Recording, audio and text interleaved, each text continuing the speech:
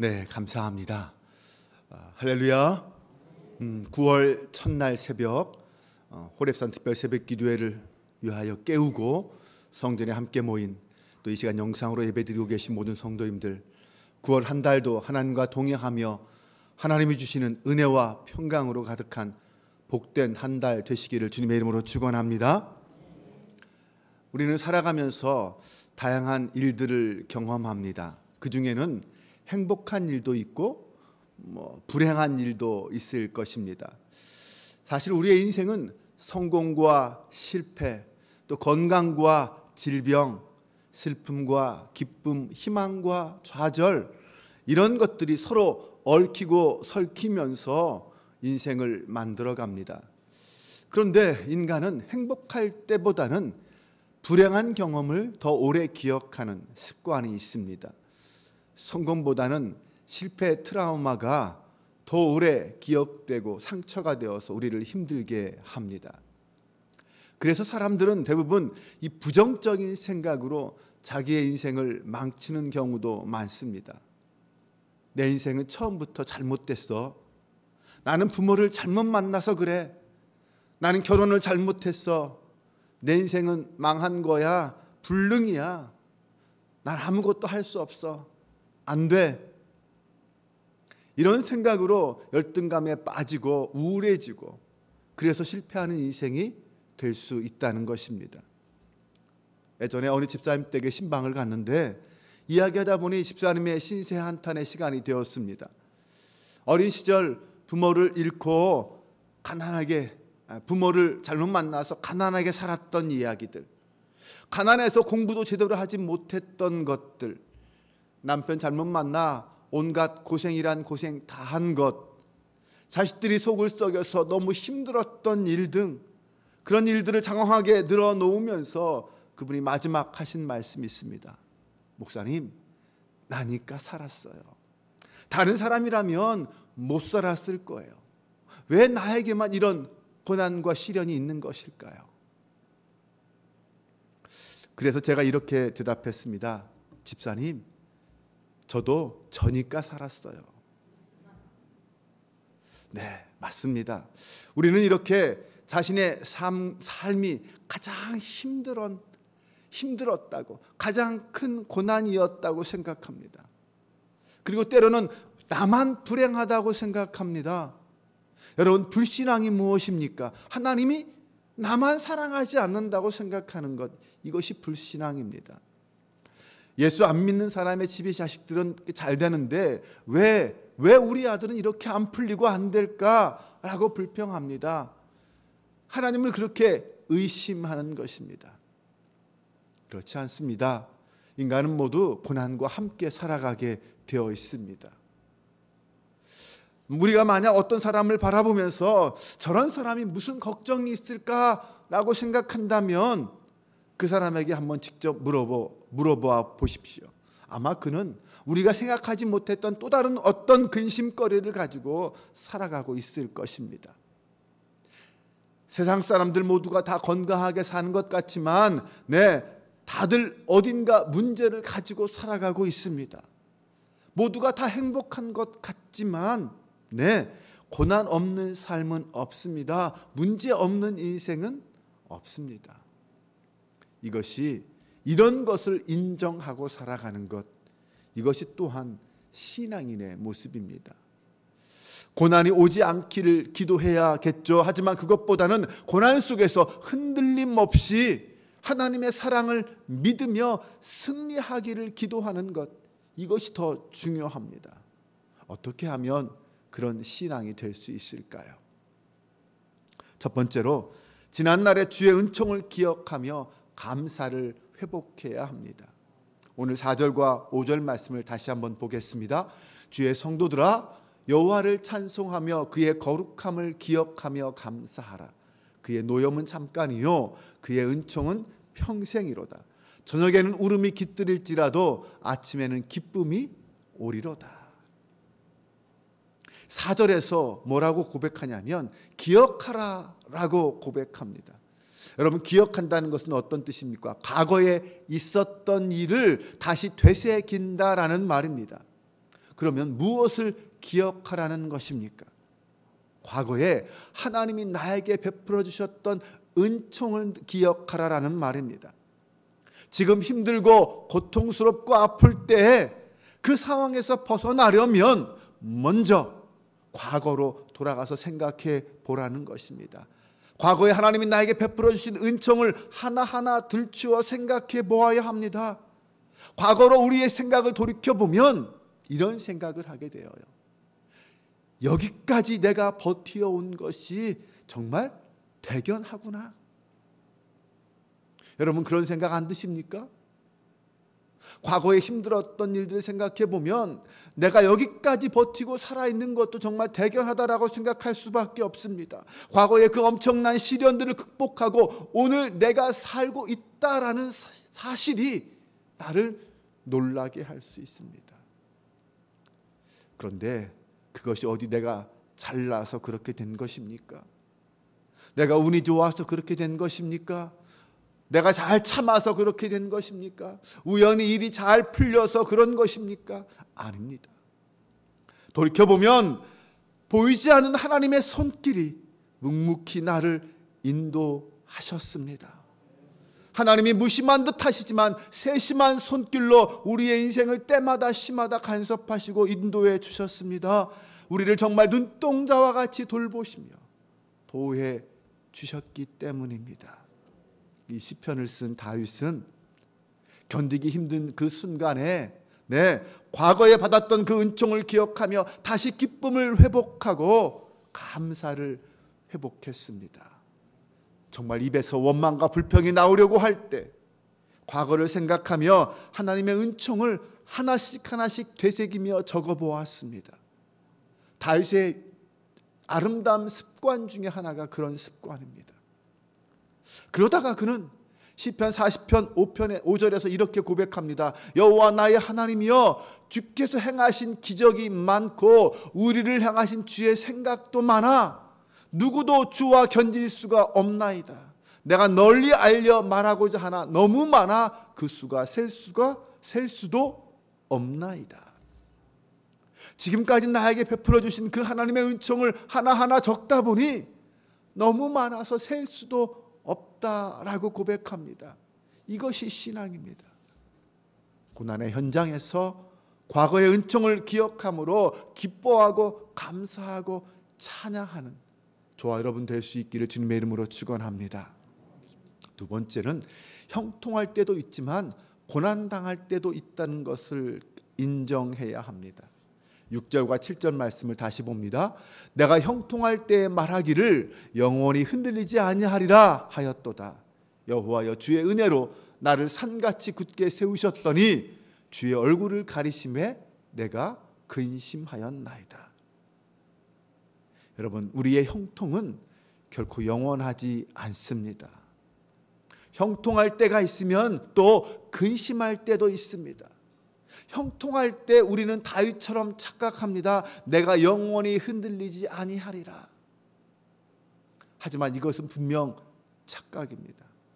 하나님을 믿기 때문에 오히려 세상 속에서 더 큰 고난과 환난도 겪을 수 있습니다. 내가 영원히 흔들리지 아니하리라, 이것을 우리의 믿음에 적용해 보면 내 믿음이 영원히 흔들리지 아니하리라, 이런 영적 교만으로도 해석할 수 있습니다. 사실 내 삶에 아무런 문제가 생기지 않을 때는 나는 내 신앙에 자신이 있습니다. 어떤 일이 닥쳐도 내 믿음은 흔들리지 않습니다. 이렇게 말할 수 있습니다. 잘 되고 형통할 때는 이런 말도 합니다. 하나님이 나에게 복을 주셔서, 하나님이 나를 사랑하셔서 내가 형통하게 되었습니다. 그런데 사람에게 영원한 형통이란 없습니다. 만약 형통이 계속되면 그것은 오히려 영적으로 재앙이 됩니다. 형통한 상태가 계속되면 필연적으로 인간은 하나님을 의지하지 않게 되어 있습니다. 교만해집니다. 신앙생활에 게을러지고 기도가 간절해지지 않습니다. 하나님 없이도 사는데 문제가 없다고 생각하게 됩니다. 그러나 정말 지혜로운 성도는 형통한 날의 고난을 대비합니다. 형통이 결코 영원하지 않다는 것을 깨닫습니다. 고난이 나에게 닥쳤을 때 내가 어떻게 이 고난 앞에 이기며 나아갈 수 있을까를 고민하고 기도합니다. 교만해지지 않도록 주님 앞에 더욱 간절하게 신실하게 신앙생활 할 수 있어야 합니다. 7절을 보면 여호와여 주의 은혜로 나를 산같이 굳게 세우셨더니 주의 얼굴을 가리심에 내가 근심하였나이다. 주님의 은혜가 나를 산같이 굳게 세워서 그것이 내 인생의 형통인 줄 알았는데 어느 순간 주님이 얼굴을 가리십니다. 내 인생에 근심이 찾아옵니다. 하나님은 왜 나에게 그런 근심과 고난을 주실까요? 그것은 내 인생의 성공이, 내 인생의 형통이 내 것이 아니라 하나님의 선물이었다라는 것을 깨닫게 하기 위해서입니다. 내가 가진 행복이 내가 잘나서 내가 잘해서 된 것이 아니라 하나님이 나에게 주신 은혜다라는 것을 깨닫게 하기 위해서, 우리를 교만하게 하지 않기 위해서 주님이 때로는 우리에게 고난도 허락하신다는 것입니다. 그래서 다윗은 주의 은혜로 나를 산같이 굳게 세우셨다라고 말합니다. 나를 산같이 굳게 세운 건 내 능력, 내 지혜, 내 사랑이 아닙니다. 주님의 은혜입니다. 지금 내가 행복을 누리는 것도 성공도 건강도 주의 은혜로 주어졌음을 믿으시기 바랍니다. 그러나 그때 주가 얼굴을 가리시면 행복이 찾아오고 고난도 찾아온다라는 것을 잊지 마시기 바랍니다. 그 말은 행복도 고난도 다 주님의 손에 있다, 주님이 주시는 것이다라는 것을 믿으라는 말입니다. 세 번째로, 고난은 우리의 유익을 위해 주시는 것임을 알아야 합니다. 그렇다면 고난은 무슨 유익을 위해 주시는 것일까요? 우선 고난이 오면 우리는 모두 근심하게 됩니다. 주의 얼굴을 가리심에 우리에게 근심이 찾아왔습니다. 고난이 찾아오고 염려와 근심이 찾아옵니다. 우리도 이 나약한 인간이기에 어쩔 수 없이 그런 일을 겪습니다. 그런데 중요한 것은 그 다음입니다. 내게 고난이 찾아왔을 때 어떻게 반응하느냐입니다. 8절과 10절 말씀을 보면 여호와여 내가 주께 부르짖고 여호와께 간구하기를, 10절에 보면 여호와여 들으시고 내게 은혜를 베푸소서, 여호와여 나를 돕는 자가 되소서 하였나이다. 다윗은 고난이 찾아왔을 때 잠시 근심했지만 곧바로 하나님 앞에 기도하기 시작했습니다. 그는 즉시 주께 부르짖고 간구했습니다. 이것이 고난 당하는 자가 받는 축복입니다. 기도의 자리로 돌아가는 거예요. 하나님의 이름을 간절히 부를 수 있는 사람이 되는 것, 이것이 고난이 주는 유익이요 은혜입니다. 형통할 때는 그렇게 간절하게 부르짖어 기도하기 어렵습니다. 고난이 닥치고 불행이 찾아올 때 비로소 사람은 하나님께 부르짖고 간구하여 기도합니다. 그래서 10절에 말합니다. 여호와여 들으시고 내게 은혜를 베푸소서, 여호와여 나를 돕는 자가 되소서.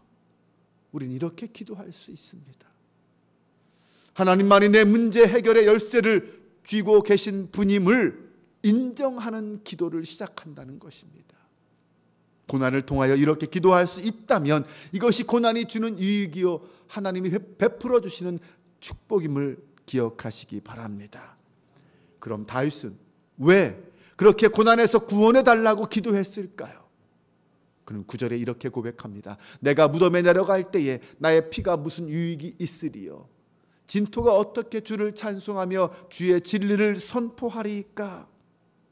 이 말은 무슨 뜻입니까? 내가 고난 가운데서 죽으면 하나님 무슨 소용이 있습니까? 누가 주님을 찬양하고 누가 진리를 선포할 수 있습니까? 내가 고난 가운데 그 고난을 극복하고 하나님의 은혜로 그 고난의 위기에서 살아나야 내가 그 하나님의 은혜를 기억하고 하나님께 감사하고 찬양하게 될 거 아닙니까? 그러니 하나님 나를 구원해 주십시오.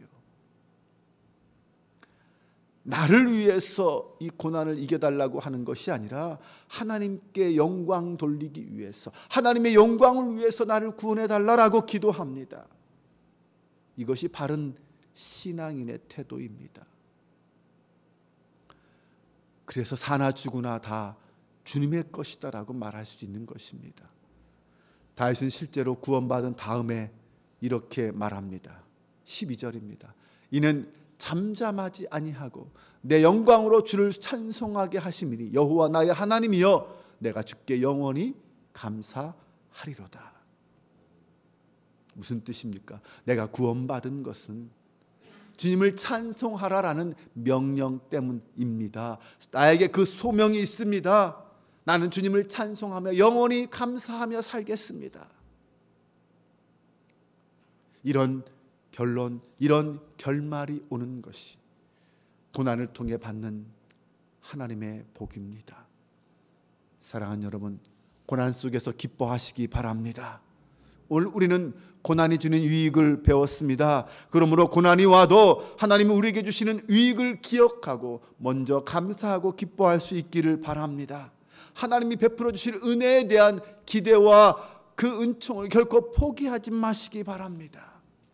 본문 5절에서 다윗은 이렇게 고백합니다. 저녁에는 울음이 깃들일지라도 아침에는 기쁨이 오리로다. 이 말씀을 믿으시기 바랍니다. 네, 고난 중에 이 말씀을 붙잡고 내일 아침 나에게 기쁨이 찾아올 것이다 라고 믿고 고백하며 고난인 고난의 밤을 견뎌내시기 바랍니다. 실제로 하나님은 그렇게 기도하는 다윗을 그 믿음대로 회복시켜 주셨습니다. 11절에서 다윗은 이렇게 고백합니다. 주께서 나의 슬픔이 변하여 내게 춤이 되게 하시며 나의 베옷을 벗기고 기쁨으로 띠를 띄우셨습니다. 하나님을 우리가 믿기만 하면 반드시 슬픔이 변하여 춤이 되게 하심을 믿으시기 바랍니다. 우리가 하나님을 신뢰하기만 하면 하나님은 나의 베옷을 벗기고 기쁨의 옷을 입혀주신다는 사실을 믿으시기 바랍니다. 지금 나의 삶의 자리가 어떤 고난이, 어떤 슬픔이, 어떤 위험이 있는지를 모르겠습니다. 여러분 각자 여러분 자신만의 아픔과 눈물과 고난 속에 살아가실 것입니다. 그러나 우리가 주님을 신뢰하고 주님을 믿고 찬양하고 고백할 때 슬픔이 변하여 춤이 되게 하시고 베옷을 벗기고 기쁨의 옷을 입혀주시는 놀라운 하나님의 은혜와 영광을 받아 누릴 수 있는 저와 여러분 되시기를 주님의 이름으로 축원합니다. 기도합니다. 하나님, 우리에게 고난을 주신 것 감사합니다. 고난을 통해 주님은 감사를 회복시키시고 고난을 통해 주님은 우리를 겸손하게 하심을 믿습니다. 나아가서 고난은 우리를 잠시 근심하게 할 수 있어도 결코 합력하여 선을 이루시는 주님은 고난의 유익을 우리에게 베풀어 주실 줄 믿습니다.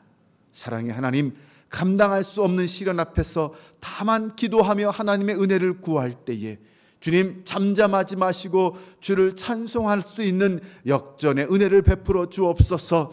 우리의 삶의 승리를 통하여 세상 속에 하나님의 살아계심이 증거되게 하시고 하나님의 은혜와 능력을 찬송케 하여 주옵소서. 아버지 하나님, 오늘 우리의 믿음이 주님의 사랑과 능력을 끝까지 믿는 믿음 되길 원합니다. 지금의 고난과 어둠의 현실 앞에서 낭망하거나 낙심하지 말게 하시고 아침에 기쁨을 베풀어 주실 그 주님을 바라보게 하옵소서. 언제나 그리 아니하실지라도 주님만 찬양하겠다는 제자의 고백이 있게 하여 주옵소서. 영원한 주님의 나라를 소망하며 인내하는 저희들 모두가 되게 하여 주옵소서. 오늘도 우리와 동행하시며 새 힘 주시는 우리 주 예수 그리스도의 이름으로 기도합니다. 아멘.